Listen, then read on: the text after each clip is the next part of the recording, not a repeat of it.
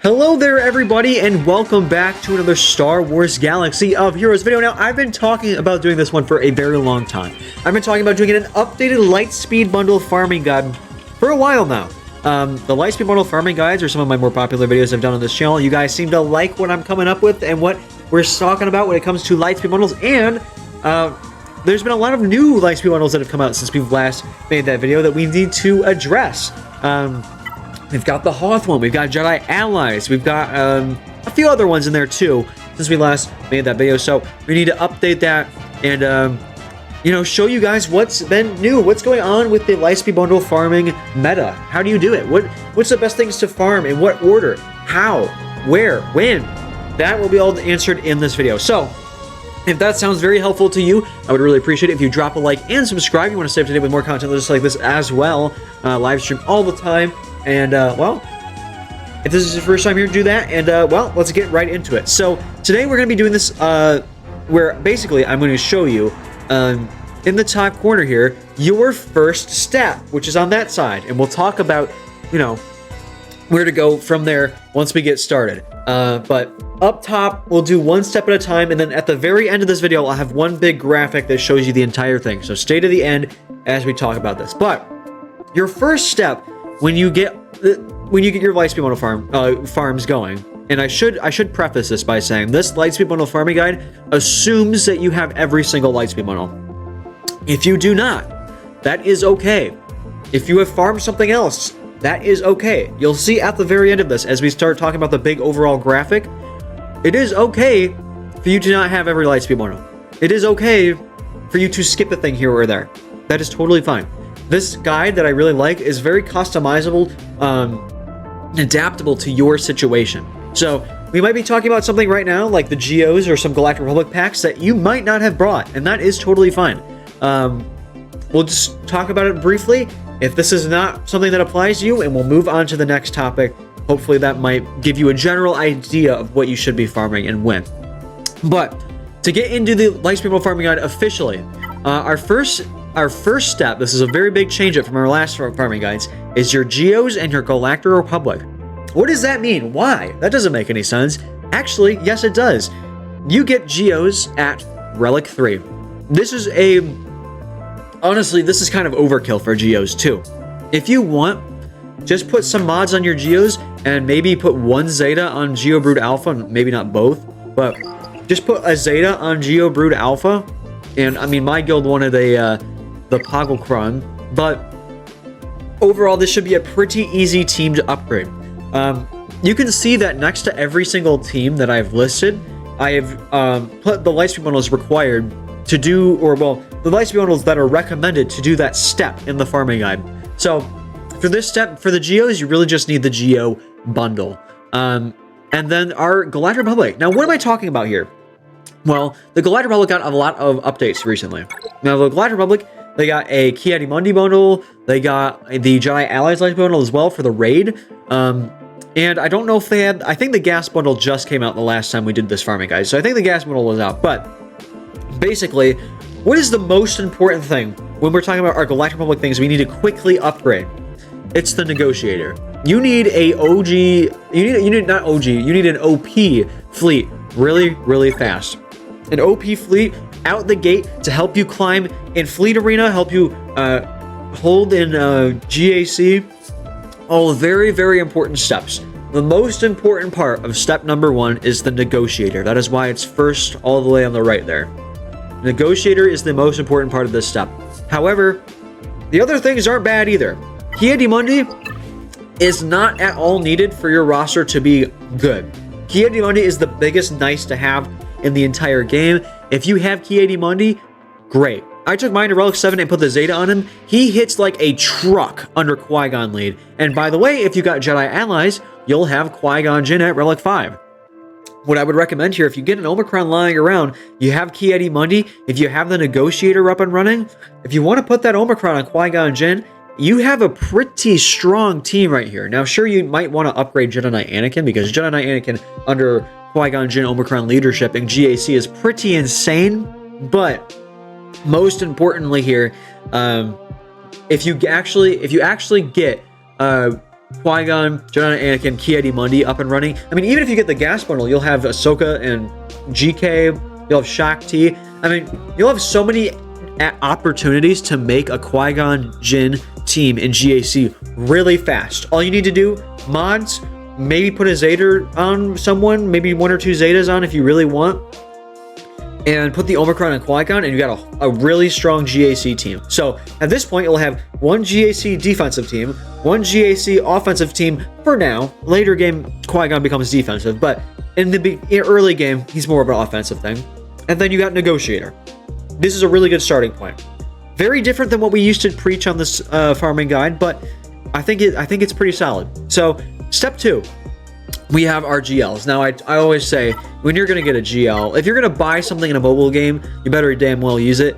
And SLKR, these bundles are some of the most important things that you could buy. Buying just Galactic Legends for $10 is an insane deal. So, SLKR, I mean, goes without saying, this is a pretty great GL. Now, the colors on the text is going to change a little bit because there are certain things that are interchangeable, and I made that color-coded. So, for those things that you can switch around and it doesn't really matter what order you have them in, you'll see corresponding colors, and again, we'll see that at the end of this farming guide. But, I mean, SLKR, making sure you get him up and running as soon as you can is great. He's one of the better GLs in the game, and they basically gave you the whole faction. All you really need to do is take a few to R7, and, I mean, you're good to go, right? Well, you also need, like, Palpatine and stuff, which then you technically could use the Jedi, the Phoenix bundle, I remember, the Shadows Empire bundle to get Palpatine, but we'll talk about that a little bit more later. But basically, when you get SLKR, you want to be making sure you're working on your Finalizer fleet in the background as well. Obviously, you need the Finalizer to get SLKR, but keep taking that Finalizer fleet further. Keep farming your Echelon. Keep farming your TIE Dagger, like I currently am. I finished my Echelon, working on my Dagger. Keep it going. Finalizer fleet is going to be great. If you want to put your Negotiator that we just farmed on defense in GAC and take your Finalizer for offense, you're establishing yourself really, really well early on into the game. You're setting yourself up for success if you keep doing that. So we first have our easy Galactic Republic upgrades and Geonosians, and then next up we have SLKR and the Finalizer. Step number 3 in our farming guide is the next legendary event. Next up, I have Starkiller. Sorry, Starkiller. I have listed the Shadows of the Empire bundle and the Starkiller bundle. Obviously, the Starkiller bundle is all you need to get Starkiller. However, you do need the Shadows of the Empire bundle. Well, you need the characters in the Shadow Empire bundle to unlock Palpatine and Thrawn. Thrawn is not needed for this, but Palpatine is needed for a Starkiller lead. So getting Palpatine unlocked with your Starkiller also goes really, really well with SLKR, because you need Palpatine with SLKR.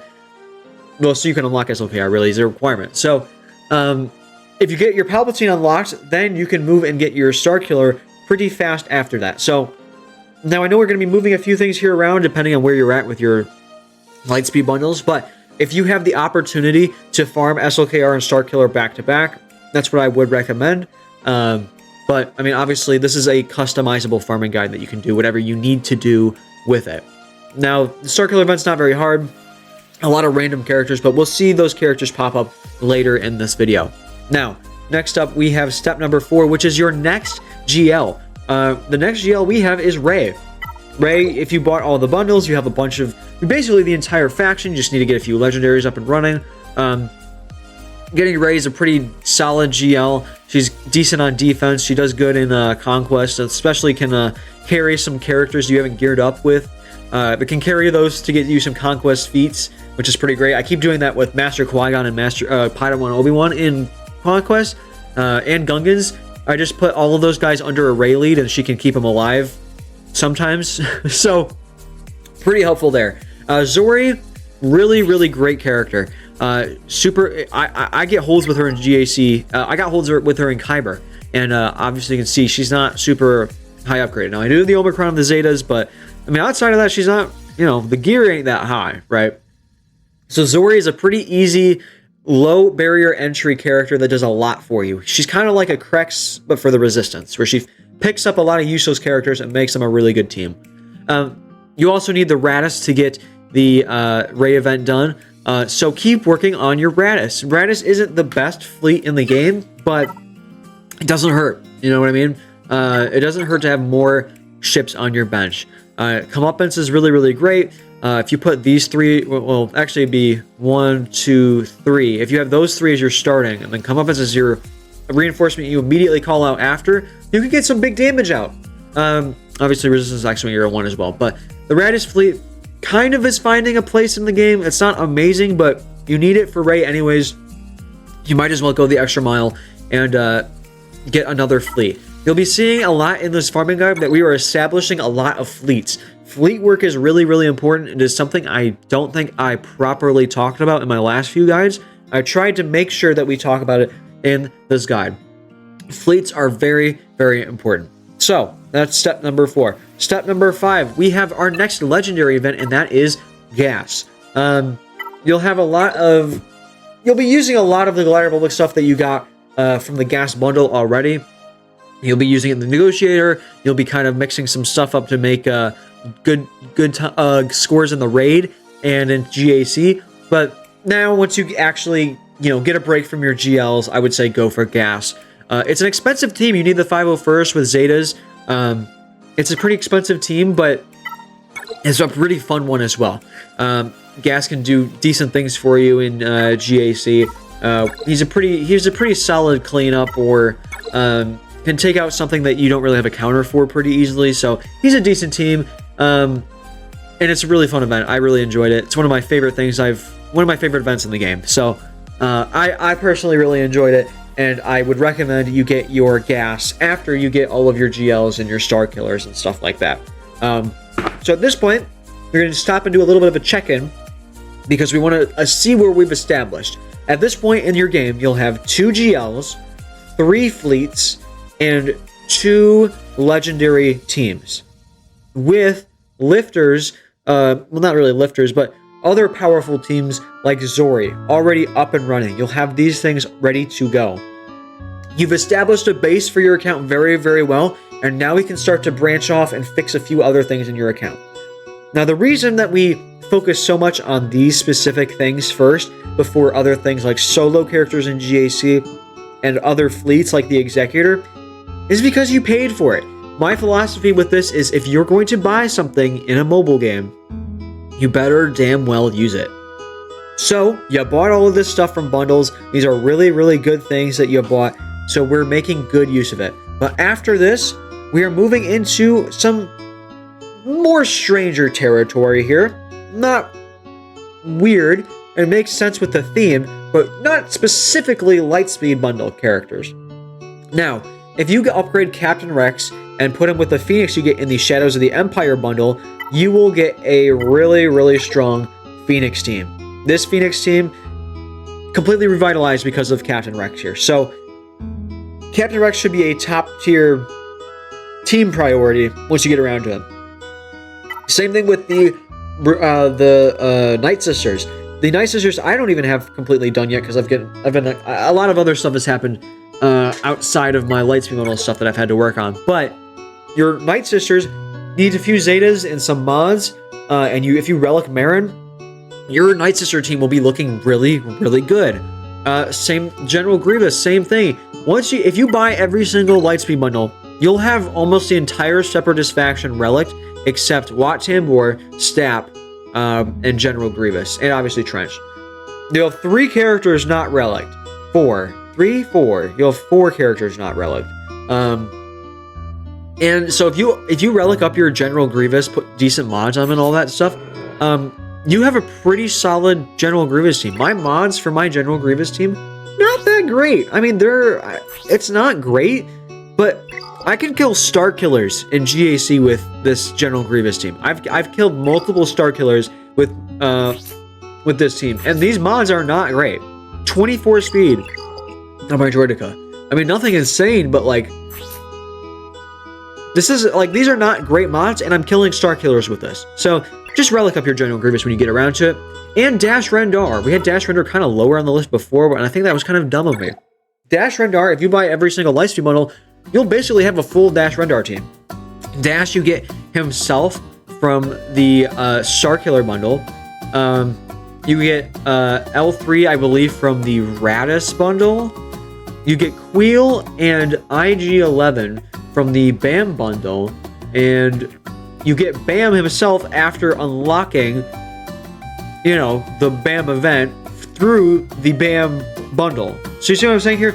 3 characters on this team are from the BAM bundle. One of them is from the Starkiller bundle, and one of them is from the Radis bundle. If you buy all of those packs, you have a Dash team just sitting on your roster. So that's what I currently use for my Dash team, and it does pretty good for me. If you want to go all out, the Zeta and the Omicron for Dash Rendar are really not bad. If you want to go even further, upgrading and relicking Vandor Chewbacca is really, really great on this team. There's some other things you can do with like Hondo on this team as well. Hondo makes this team annoying. Hondo and Vandor Chewie are like the big things that kind of make this team really special. Emphas Nest as well as a third. Those 3 characters, I should say. But those 3 are not in Lightspeed Bundles. So focusing on the Lightspeed Bundle characters, those are the ones I currently use, but there's more room for growth on that squad. But Dash Rendar, if you buy every bundle, you have him sitting, you have a team sitting on your roster.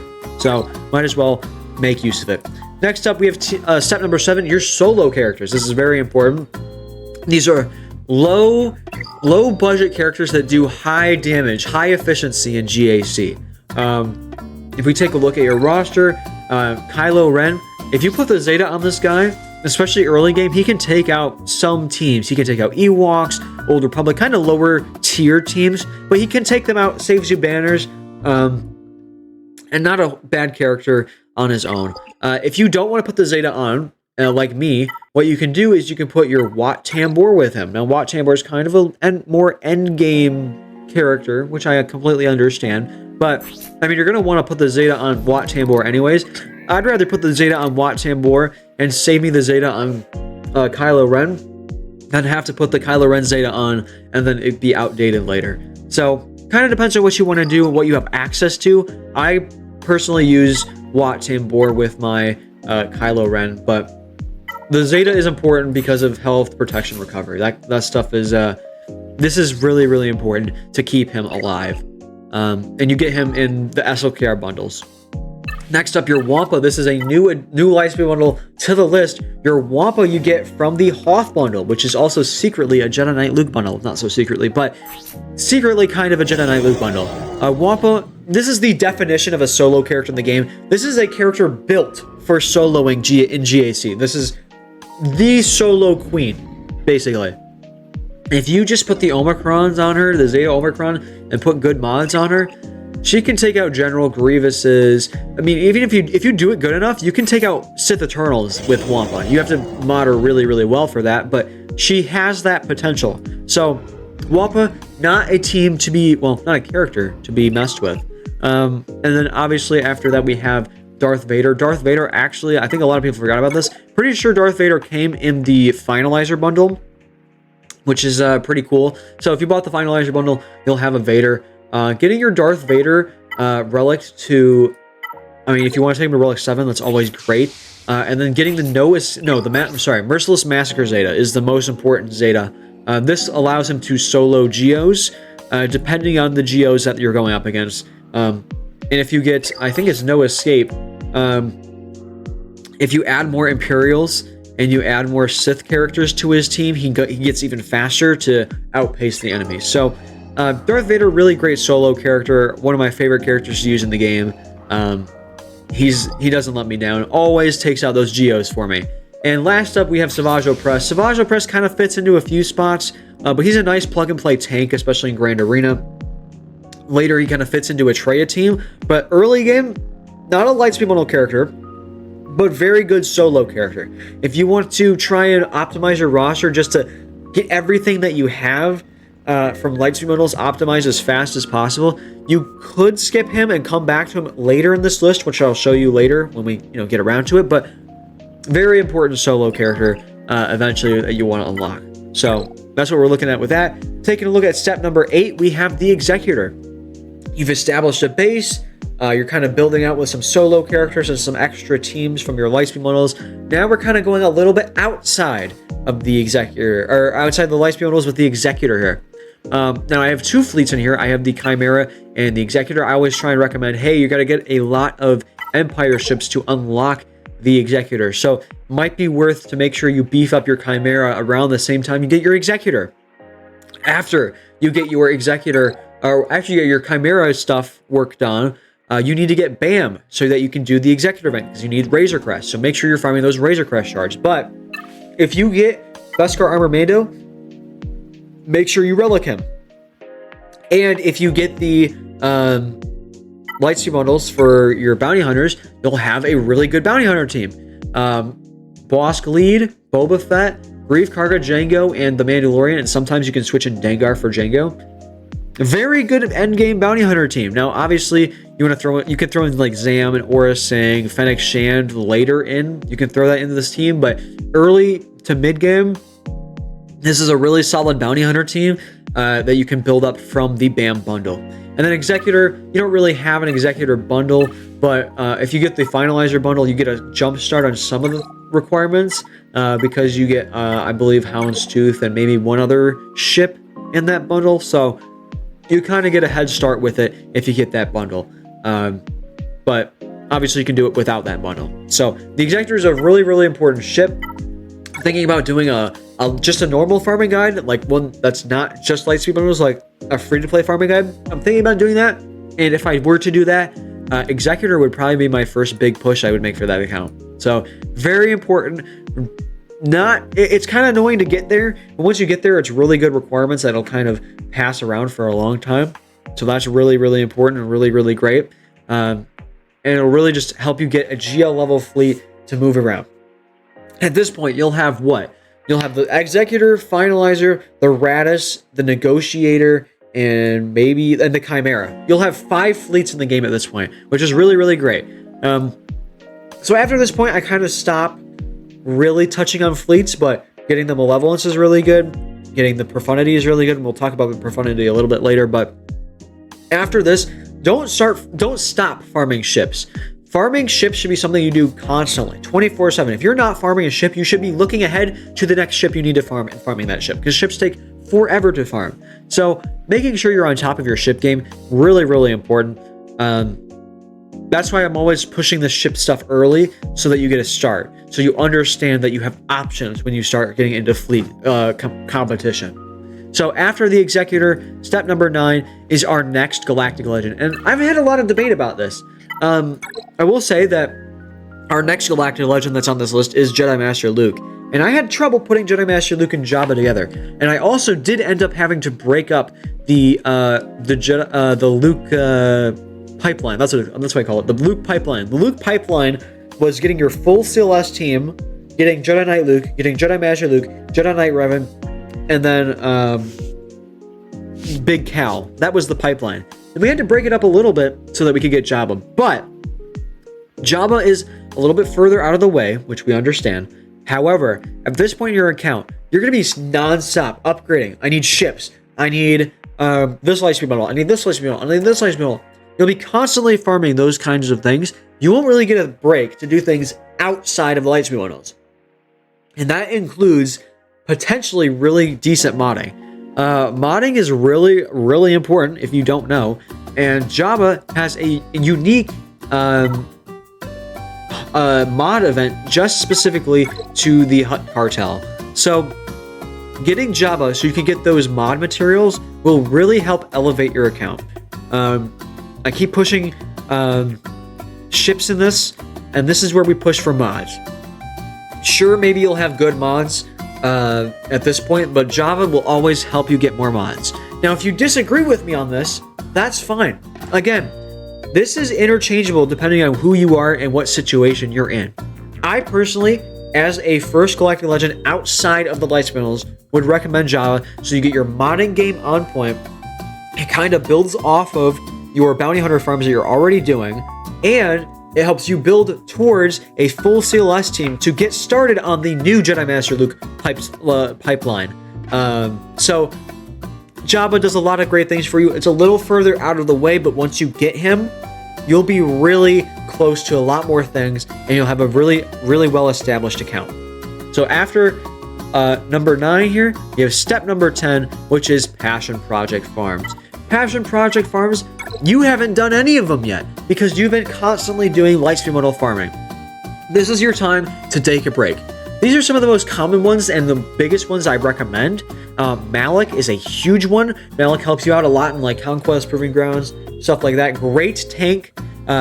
He's a solo viable character in the right situations, and really, really great to get Darth Revan and all those guys unlocked for Malik. And also, if you get Malik, you'll have Jedi Knight Revan, which is prepping us, again, Jedi Master Luke. We're prepping for that pipeline. So getting that under control really kind of sets you forward in your farming, guys. And kind of helps you in the future. If you get Traya, really, really strong, underrated team. I took my full Traya team to Relic 5, and I am so glad I did. However, you don't need her at Relic 5 to be great. You can take the whole team to Gear 12 and still do good things in Grand Arena with it. I was talking to Captain Amazing, and he's in Kyber 2, and he still does really, really good with his Gear 12 Traya in Kyber 2. So, Traya is a really low-budget, friendly, but really powerful character that I would really recommend for you guys. Imperial Troopers is another one of those that shouldn't be too hard to get at this point. If you're thinking about Sith Eternal, which I don't have Sith Eternal in this farming guide anymore, but if you're thinking about Sith Eternal, a lot of Sith Eternal requirements have Imperial Trooper stuff. We've already got an Executor done, so you have Piet already as well.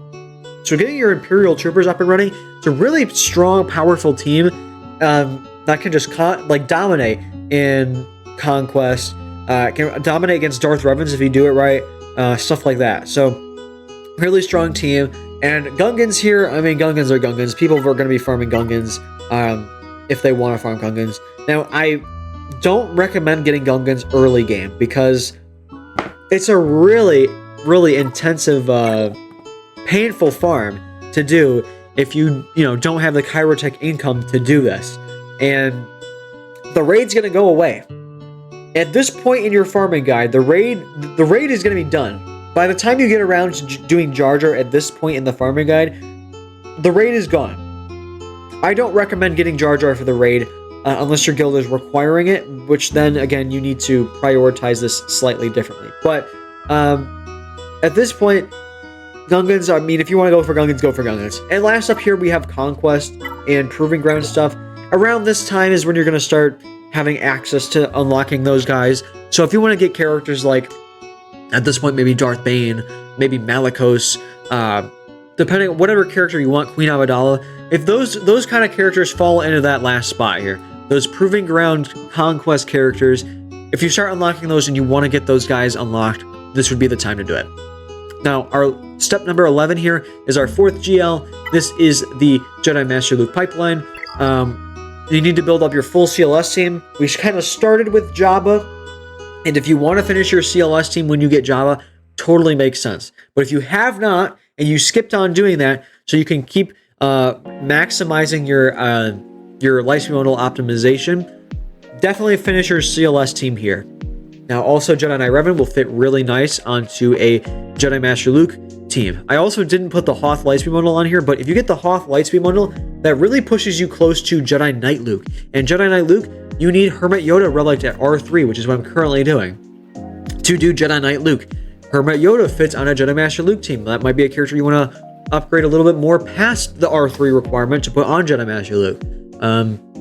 There's a lot of great things you can do with Jedi Master Luke, especially Big Cal. Now, I don't recommend going for Big Cal early game. I would kind of recommend Big Cal around maybe 6 to 8 million GP, depending on how optimized you are with this.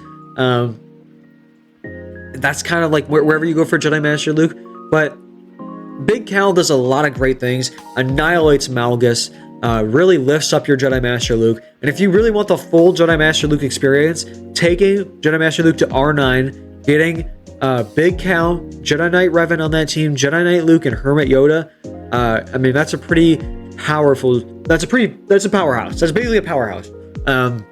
So I highly recommend optimizing your Jedi Master Luke team as your 4th Galactic Legend. And after that, you kind of are going to be out in the wild. There's a lot of things you could start going for.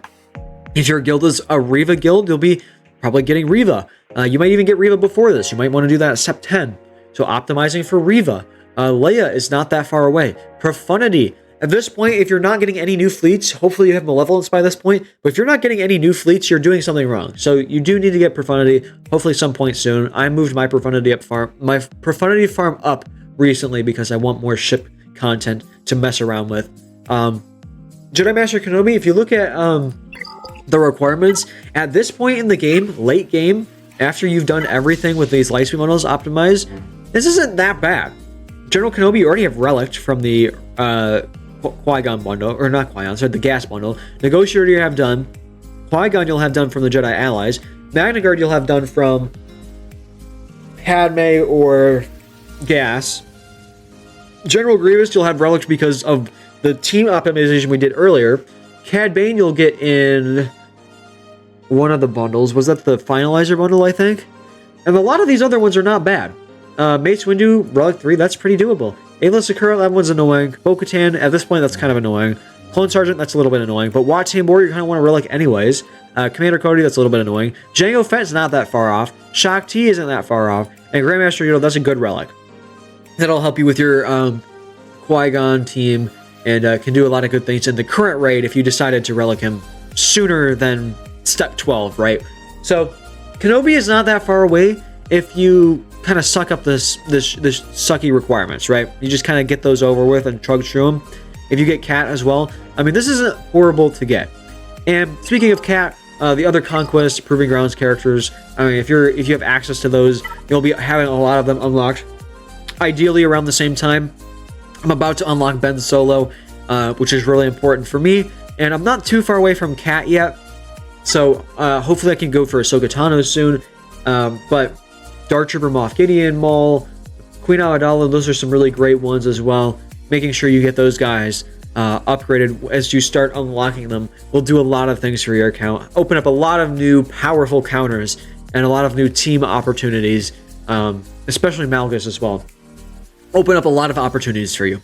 So that is our 12-step farming guide, and here is the whole brand new farming guide. This is why I broke it down into individual categories, because this here gets a little convoluted, and I understand that. But if you want to screenshot this, go ahead, go for it. I'll get my nice little mug in here. But this farming guide, I think, is really the new way to go. That's optimizing everything at your disposal. To go over this again, the SLKR and Ray you could flip around depending on what you're already doing. Or you can flip around Gas and Starkiller depending on what you're going for. But again, I would recommend trying to keep Starkiller after your SLKR unlock, because you'll already have Palpatine done for SLKR. But I think SLKR takes priority over Starkiller. And then the same thing with Jabba and Jedi Master Luke. Jedi Master Luke is closer than Jabba, but Jabba is probably better for your account. So it kind of depends on what you're prioritizing there.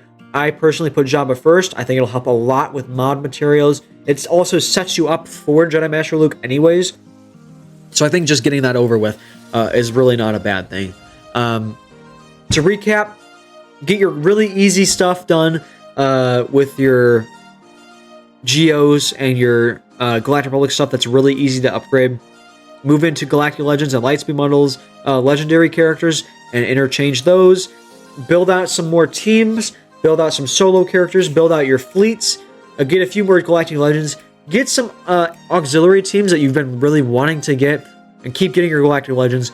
Build towards other legendaries. Build towards Conquest and Proving Ground teams. Build towards more Galactic Legends. Build towards the Profundity. And I think this is the new way forward for Galaxy of Heroes in 2024. So, if you did enjoy this video, make sure you drop a like and subscribe. Let me know what you guys thought about this farming guide in the comment section down below. I know this looks a little scary right now, but hopefully I broke it down well enough for you guys. But this is going to be the new one that we use in all of our live streams. So, brand new and updated. So, hopefully you guys like it. Thank you guys so much for watching. Join our Discord server if you want to stay up to date with more content just like this, and I will see you guys in the next video. Thanks so much for watching, everybody.